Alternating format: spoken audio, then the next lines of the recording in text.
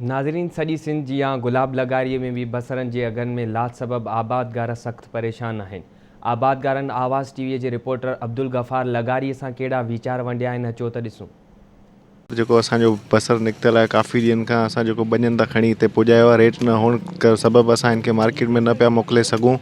उनजो रीज़न इहो ई आहे त तक़रीबन हींअर एकड़ जो ₹1 लख प्लस जेको असांजो ख़र्चो आहे, हींअर जेको रेट हो 6-7 लख रुपए मां ₹1.5-2 लख अची गाॾी ते पहुतो आहे, जंहिंजे सिर्फ़ु असांजो बारदानू ऐं मज़दूरी जा पैसा मस निकिरनि था। असांजे बसर खे असांखे का बि आमदनी न पई मिले। उनजो रीज़न इहो ई त असांजे मुल्क में अॻु में ई काफ़ी मिक़दार में जेको बसर जी पैदावार थिए थी, गवर्नमेंट खे उनखे एक्सपोर्ट करणु खपे। तक़रीबन अॼु खां 15-20 ॾींहं पहिरीं बसर जी गाॾी जो रेट 6 लख खां 7 लख रुपया हो।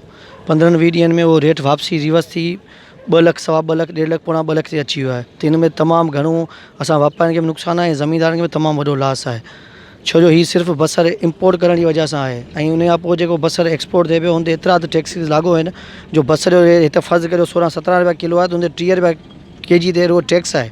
त इन ते घटि में घटि गवर्नमेंट खे इन ॻाल्हि ते एक्शन वठणु खपे। हीउ जेको असांजो बसर आहे, इहो हिन जी हालति ॾिसो, हिन जी पोज़ीशन ॾिसो। असां ग़रीब बचे कुझु कोन थो, असीं हारी आहियूं। हुतां खणाए अची हिते गॾु कयो आहे, हितां खणाए वरी ॿिए हंधि था सफ़ा करियूं, हुतां ई खणाए वरी टे हंधि सफ़ा था करियूं। गाॾी लॻी पई आहे 1.5 लख, पौणा 2 लख रुपया, हिन में छा बचंदो आहे ग़रीबनि खे?